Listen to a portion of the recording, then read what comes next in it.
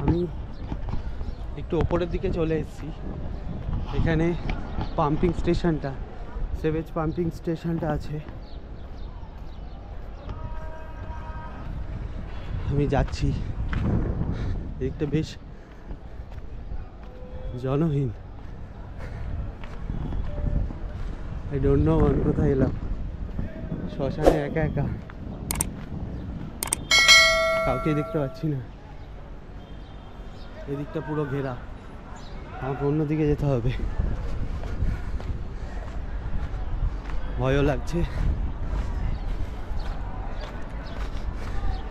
এই রাস্তাটা পুরোটাই বন্ধ, এই দিকটা কেউ আসে না। চলুন নেমে গিয়ে সামনের দিক দিয়ে আবার ঢোকার চেষ্টা করি।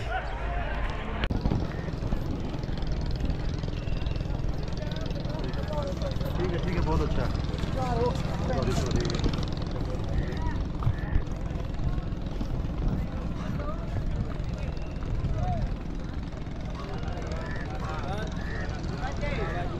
हर हर महादेव।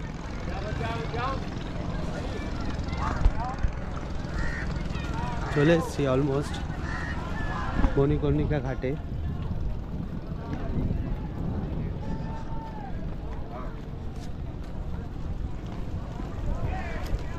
কিছু বেশ মাইথোলজিক্যাল হিস্ট্রি রয়েছে, আমি আপনাদের শেয়ার করি। এখানে দেখুন, অলরেডি বডি দাহ করা হচ্ছে।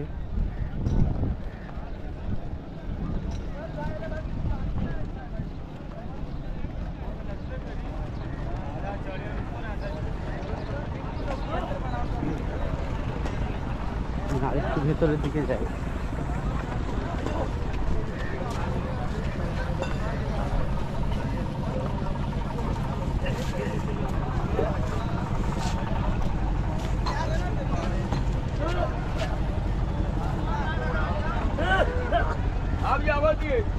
দেখুন কাঠ, মৃতদেহ দাহ করার প্রচুর কাঠ এখানে জমা করা হয়েছে। কেজি দরে কাঠ যায়।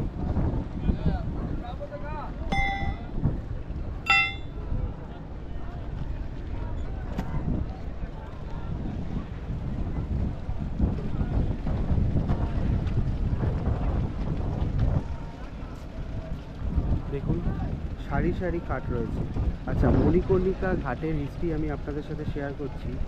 এটা বেসিক্যালি হিন্দু ধর্মমতে দেবী সতীর কর্ণকুন্তল বা কানের দুল আমরা যেটাকে বলি, সেটা এখানে পতিত হয়েছিল। সেই থেকে এই ঘাটের নাম মণিকর্ণিকা।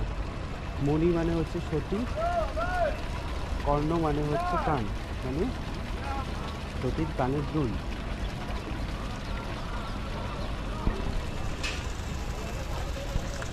কথিত আছে যে মণিকর্ণিকা ঘাটে যদি মৃতদেহ দাহ করা হয় তাহলে সে এই জন্ম মৃত্যুর যে চক্র, তার থেকে সে মোক্ষ লাভ করে, মুক্তি পায়।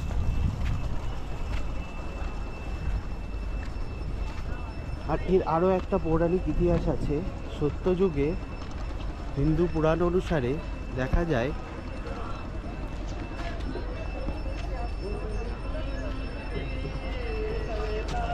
যায় যে দেবী সতীর পিতা দক্ষ আর কি, রাজা দক্ষ একটি যজ্ঞের আয়োজন করেছিল। কিন্তু যেহেতু সতী মহাদেবকে তার পিতার অমতে বিবাহ করেন, তাই তিনি রুষ্ট হন। সেই ক্ষেত্রে যখন দক্ষ রাজা সেই যজ্ঞের আয়োজন করেন, তখন মহাদেব এবং সতীকে বিনা নিমন্ত্রণ করেন। নিমন্ত্রণটা কিন্তু করেন না, বাকি সমস্ত দেবদেবী সেখানে উপস্থিত হয়। এবং সতী ঠিক করে যে যদি মহাদেবের কোনো রকম অসম্মান হয় তাহলে কিন্তু তার প্রতিশোধ তিনি নেবেন। তারপরেই দেখা যায় দক্ষ রাজা মহাদেবকে কিন্তু নিমন্ত্রণ করেন না, সাথে সতীকেও। তার ফলস্বরূপ সতী ভীষণ রকম অপমানিত বোধ করেন এবং মহাদেবের অপমান হয় বলে সে যোগের মাধ্যমে তার দেহ ত্যাগ করেন এবং মহাদেব রুষ্ট হন, সতীর মৃতদেহ কাঁধে নিয়ে তাণ্ডব শুরু করেন এবং ওই তাণ্ডব একমাত্র ভগবানদের অনুরোধেই সেই তাণ্ডব থামে এবং বলা হয় তিনি এতটাই তাণ্ডব শুরু করেছিলেন, থামানো মুশকিল হয়েছিল। তখন স্বয়ং বিষ্ণুদেব তার চক্র দিয়ে সতীর 51টি টুকরো করেছিল এবং সেই সময় সতীর কানের দুল বা মণিকর্ণ এখানে কিন্তু পতিত হয়েছিল, সেই থেকে এই ঘাটের নাম Manikarnika ghat. This is the mythological history of পম্পুরান। আমি আরেকটু এক্সপ্লোর করি।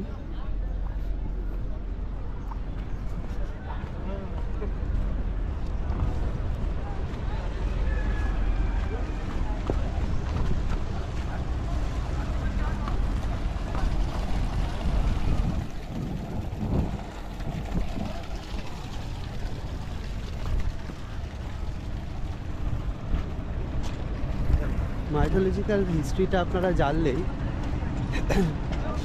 সব থেকে বড় ব্যাপার হলো যে পুনর্জন্মের যে খেলা, এই যে চক্র, এর থেকে মোক্ষ লাভের জন্য কিন্তু এই মণিকর্ণিকা ঘাটে দাহ করা হয়। এখানে মোটামুটি আপনি মরলে আপনার দেহ যদি এখানে দাহ করা হয় আপনি মুক্তি পেলেন এই খেলা থেকে। এখানে আরেকটি ইন্টারেস্টিং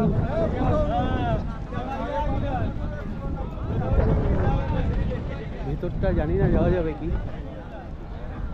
গেলাম না। হর হর মহাদেব।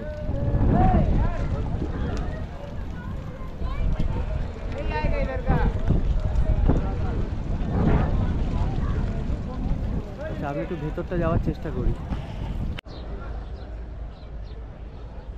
আমি একটু ওপরের দিকে চলে এসেছি। এখানে পাম্পিং স্টেশনটা, সেভেজ পাম্পিং স্টেশনটা আছে।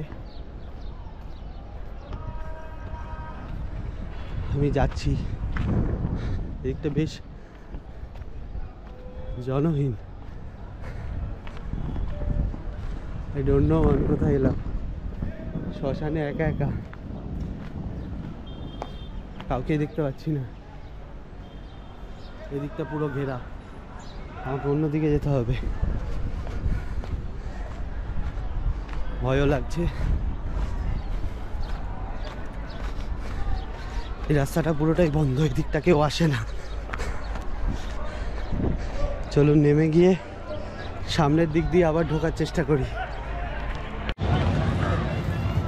এই হচ্ছে ঘাটের একদম সামনেটা, দেখো এই হচ্ছে পুরো ঘাটের সিঁড়ি, মণিকর্ণিকা ঘাট। এখানে বড় বড় লাইট লাগানো আছে। চলুন এবার মুখ্য দ্বার দিয়ে আমরা শ্মশানের সামনের দিকটা যাওয়ার চেষ্টা করি।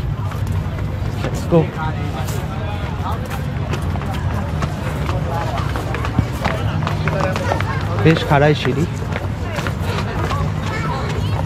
পাম্পিং স্টেশনের পিছনটা আমি চলে গেছিলাম, যেখানে একটিও লোক কিন্তু আমি দেখতে পাইনি।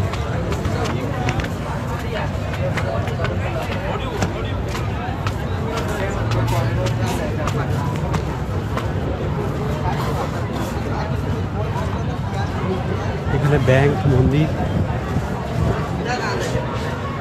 সমস্ত কিছু আছে।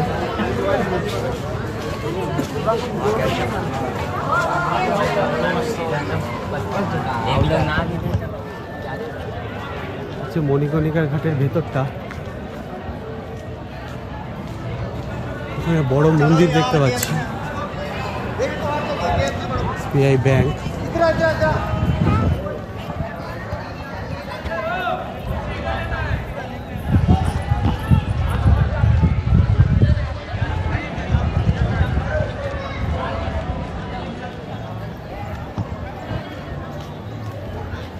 এটা হচ্ছে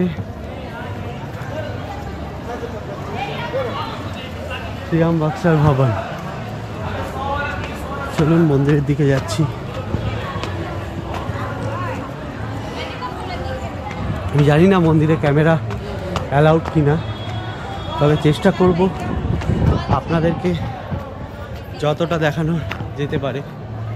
প্রচণ্ড খাড়াই সিঁড়ি, কিছুটা হাঁপিয়েও গেছি।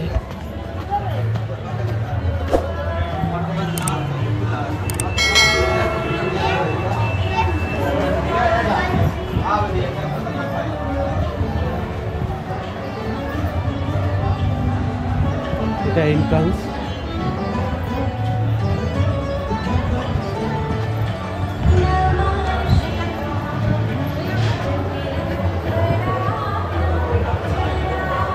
আচ্ছা,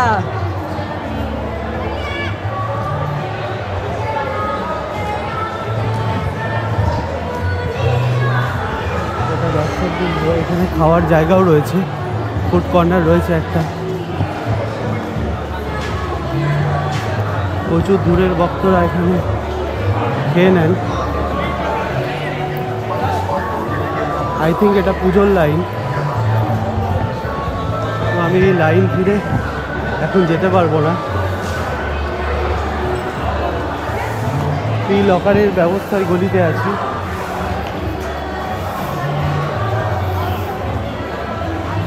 মন্দিরটা যতটা পারছি এখান থেকে দেখানোর চেষ্টা করছি। ওই রয়েছে এই যে মন্দিরের গেট, এখান দিয়ে লাইন পড়েছে। আপনার জুতো, স্মার্ট ওয়াচ, ফোন এই সমস্ত কিন্তু অ্যালাউড করে না।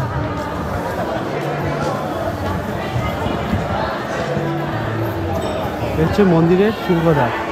চলুন আমরা ব্যাক করি, আমরা শ্মশানের দিকটা একটু যাই।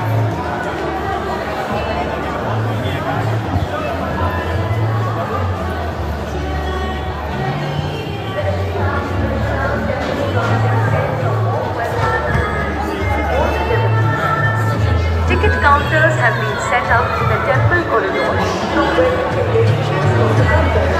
এখানে জলীয় দর্শন কেন্দ্র আছে, সোমনাথ ভবন।